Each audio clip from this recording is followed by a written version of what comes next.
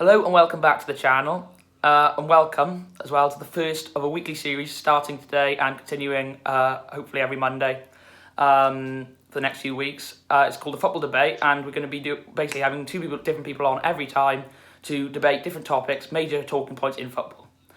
Today we've got Nia and Ollie on, and so basically they're going to have 30 seconds each to debate their point on footballing talking points. So, for example, first topic today is going to be Ronaldo versus Messi, who is the GOAT or who is the greatest at the moment out of the two, not necessarily the GOAT. And they're both going to have 30 seconds to argue their point, and then at the end of the video, that we're going to, you actually throughout the video there's going to be votes in the you can vote in the poll, just click the I button, and you can vote who you think deserved to win each talking point. So we're going to start with Ronaldo or Messi.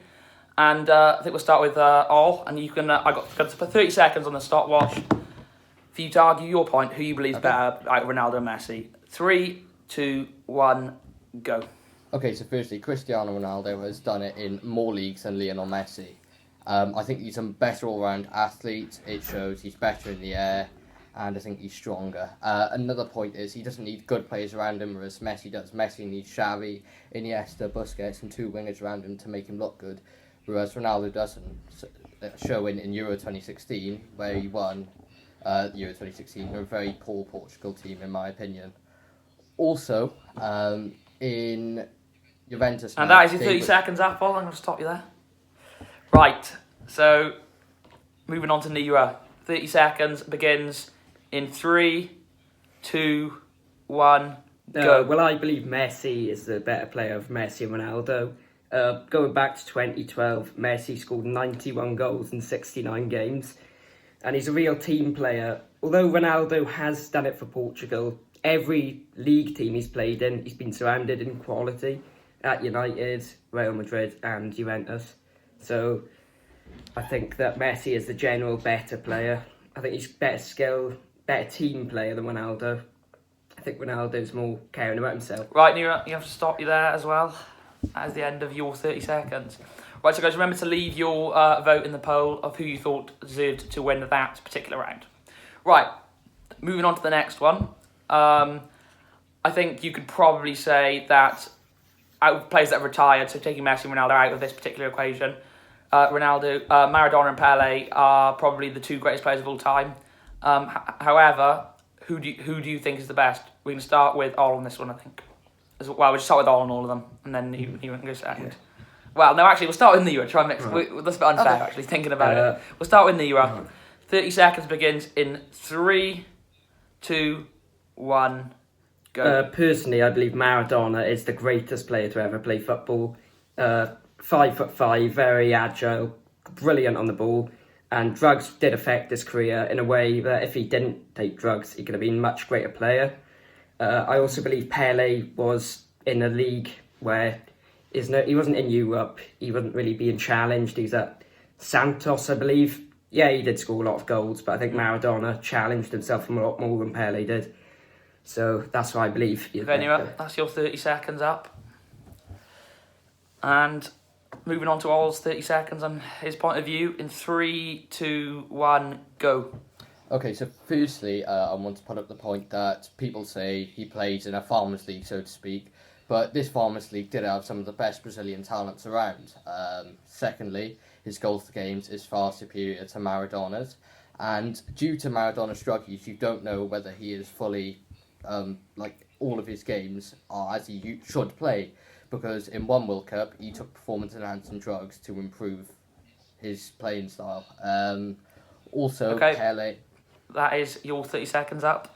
Well argued there, both of you. Remember to leave your vote, guys, on the Pele vs Maradona debate on the poll of this video. Remember to click the I.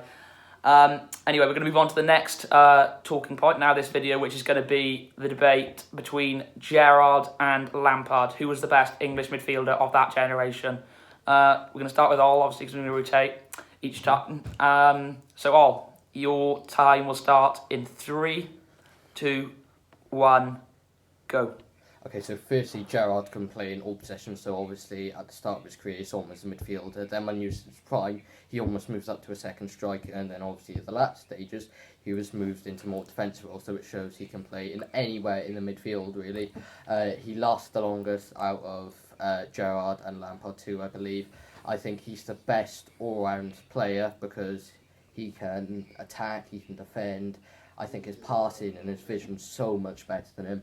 And at times, I think he's played in a very Okay, I'm going to have to stop you there. That's your 30 seconds up. I'll have 30 seconds. I know. Yeah. I think 30 seconds might not be long enough. I think we might have to move it on to a minute. But anyway, first video, first one of the series.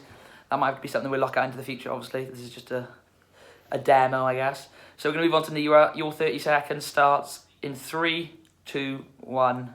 Well, I do believe Frank Lampard is the better of Lampard and Gerrard. Obviously, Lampard has won 3 Premier Leagues in comparison to Gerrard's 0.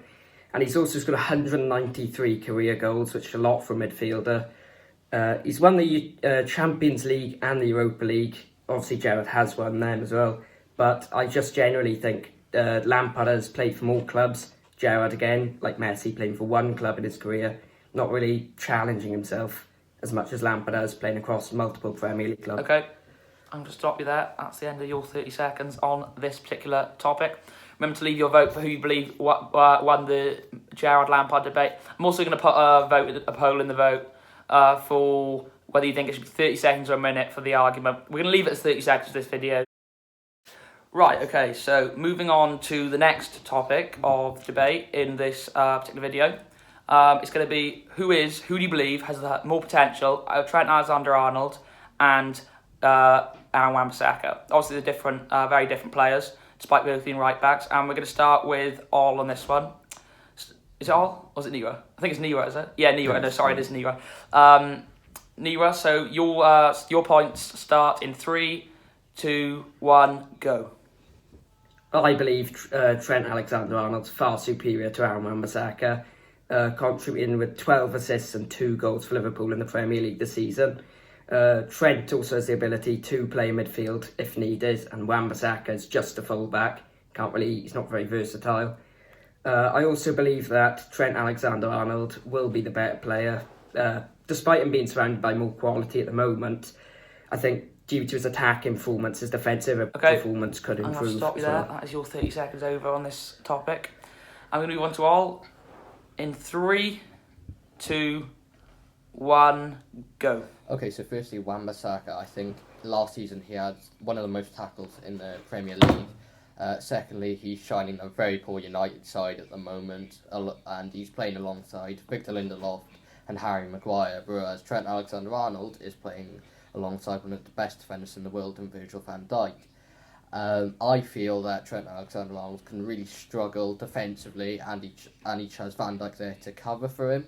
The attacking fullback thing doesn't really... I'm going to stop you there, Al.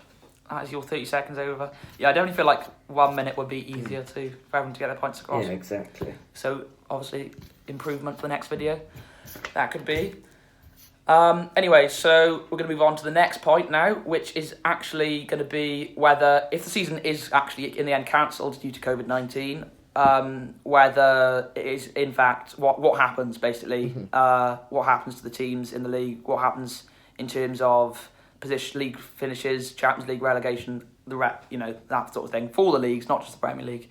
Yeah, so we're going to start off with All because he did go second last time. Okay. So All, your time on this topic starts in 3, 2, 1. Right, I believe it should be a points per game system because I think it's the fairest way to end this Premier League.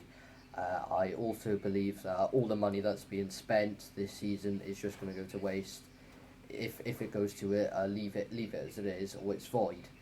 So I think a points per game system would work out best because then every team is happy, and if some teams have played more and other teams have played less, it's all on a level playing field. Okay, that's the end of your 30 seconds. I'm going to stop you there. I'm going to move on to Nira for his 30 seconds, arguing what he believes should happen if the season is actually cancelled. So, I'm going to move on to Nira in 3, 2, 1, go. I actually do feel a points per game system is fair. I agree with Ollie, because it wouldn't be fair on clubs like Leeds and Liverpool who've worked so hard this season to get what they've got just for it to be wiped away in a couple of seconds. I also feel the points per game system does benefit the public health, as no games will need to be played and everything is done on an 11 playing field, as Ollie did say. Okay. So, do you also feel, both of you, that do you not feel that it's unfair on teams like Villa and I believe Charlton? Are they in the bottom three at the moment in the Championship? That they might go down, even though they might not necessarily have gone down because they had an easier run in than other teams around them. But due to points per game, they wouldn't actually go down. There was speculation of having 3 teams promoted and keeping the teams up in the Premier League.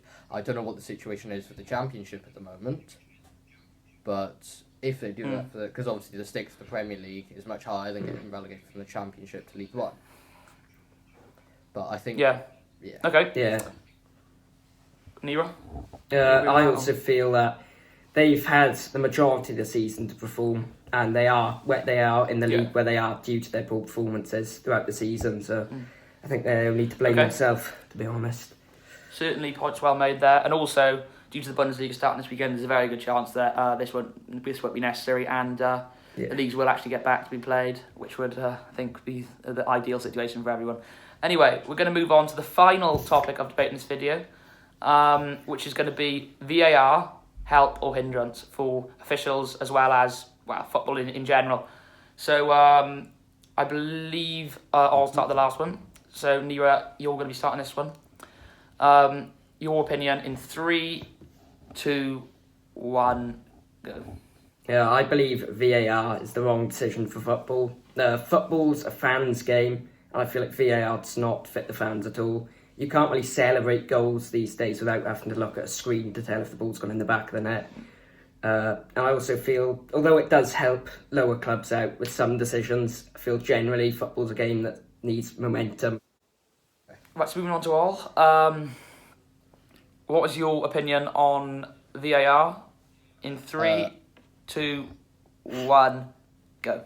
I believe VAR should be kept because if you look at decisions all round from, let's say, 2010 to up to when VAR wasn't actually a thing, you can literally make out thousands of decisions officials have got wrong and which have cost teams points. For example, if you look at Cardiff's game against Chelsea in their Premier League, I know it's just a bit biased, but if you look at that would have kept them up that season. So, but another example is looking at... Right, I'll let you finish.